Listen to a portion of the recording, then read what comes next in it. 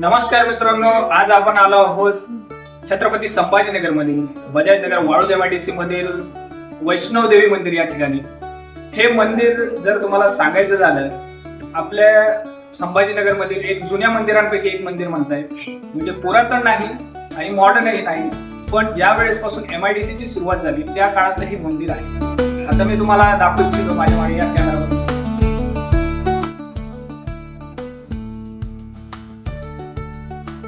या ठिकाणी जर आपण बघितलं तर माता वैष्णव देवी यांची मूर्ती आपल्याला या ठिकाणी दिसते.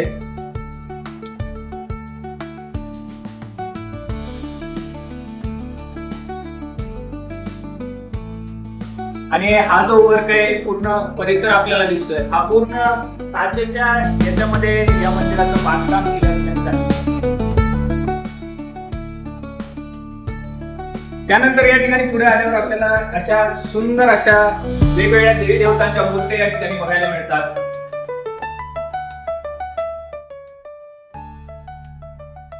आणखी एक विशेषता म्हणजे या मंदिराचे जे काही ट्रस्टी आहे, ज्यांनी हे मंदिर बांधले, त्यांचं या मंदिराखाली एक वर्कशॉप देखील आहे.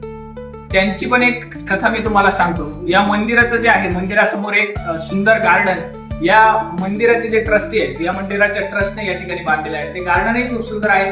त्या ठिकाणी एक दोन मंदिर आहेत. चला तर आपण आता ते पाहू.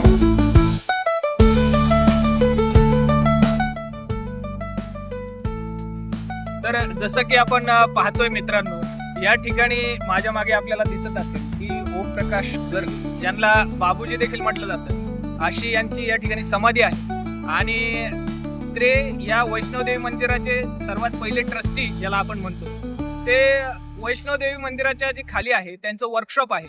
ते वर्कशॉप त्यांनी ज्यावेळेस सुरू केलं तर त्यावेळी त्यांना त्या उद्योगात इतका फायदा मिळत नव्हता. तर असं सांगितलं जातं की त्यांनी ज्यावेळी आपलं जे मोठं मंदिर आहे वैष्णवदेवीचं जम्मू काश्मीर साईडला, त्या ठिकाणी जाऊन प्रार्थना केली आणि वैष्णवदेवी मातेनं त्यांना धंद्यात भरभराट दिली, व्यवसायात भरभराट दिली. आणि त्यामुळे त्यांनी मग नंतर त्यांच्या ज्या वर्कशॉपच्या वरती आहे की देवीला मी माझ्या डोक्यावर ठेवेल, अशा पद्धतीने ते मंदिर त्या ठिकाणी बांधलेलं आहे. आणि त्याच बरोबरीनं त्यांनी काय केलं की त्यांच्या मंदिरासमोर जो आहे तो MIDCचा जो आहे तो ग्रीन प्लॉट, ज्याला आपण जो रिझर्व्ह प्लॉट म्हणतो, की हरित पट्टा त्या ठिकाणी सोडलेला होता.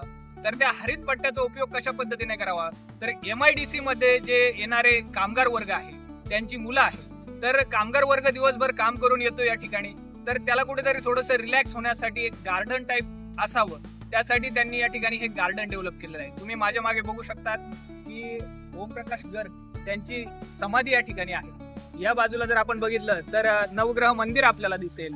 या बाजूला जर बघितलं तर भगवान विष्णूंचं मंदिर आहे. आणि मध्ये जर आपण बघितलं तर या ठिकाणी आपल्याला शनी मंदिर या ठिकाणी दिसतंय. मित्रांनो, आपण जर या ठिकाणी बघितलं तर आपल्या डाव्या हाताला जे आहे ते भगवान विष्णूंचं मंदिर आपल्याला दिसतंय. म्हणजेच विष्णू महाराजांच्या मंदिराच्या उजव्या हाताला आपण या ठिकाणी जर आलो तर आपल्याला या ठिकाणी जे काय ते यज्ञकुंडाचा परिसर या ठिकाणी दिसतो. आणि त्याच्याच समोर जर बघितलं तर आपल्याला भगवान महादेवांचे मंदिर, ज्याला आपण शिवमंदिर देखील म्हणतो, असे आपल्याला एक सुंदर शिवमंदिर या ठिकाणी बघायला मिळते. अजून तुम्हाला मी आता दाखवतो की भगवान विष्णूंच्या मंदिराच्या डाव्या बाजूला हे किंवा कुठले ठिकाण आहेत, हे आता मी तुम्हाला पुढील व्हिडिओमध्ये दाखवतो.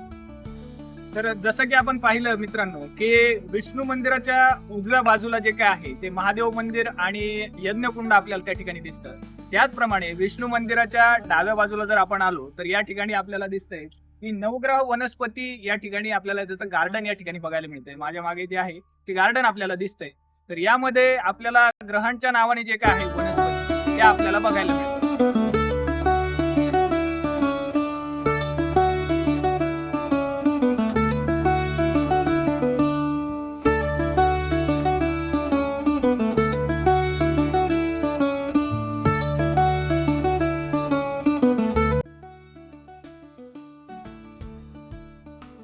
तर मित्रांनो, आता आपण उभा आहोत या गार्डनच्या अशा भागामध्ये जिथं बजाजनगरमध्ये जी मुलं एक 20 ते 25 वर्षापासून या ठिकाणी राहत आहेत, ज्यांचं वय 25-30 वर्ष असा, त्यांना आठवत असेल की त्यांचा रविवार जो आहे, जो सुट्टीचा वार आहे, तो या ठिकाणी आल्याशिवाय गेला नसेल.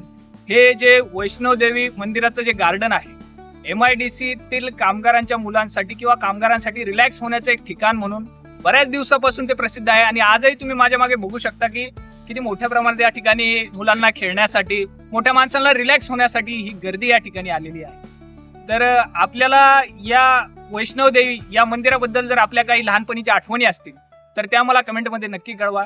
आणि तुम्हाला छत्रपती संभाजीनगरमधील आणखी कुठलं ठिकाण एक्सप्लोअर करायला आवडेल तेही मला कमेंटमध्ये नक्की सांगा. तर भेटूया पुढील व्हिडिओमध्ये. तोपर्यंत जय हिंद, जय महाराष्ट्र.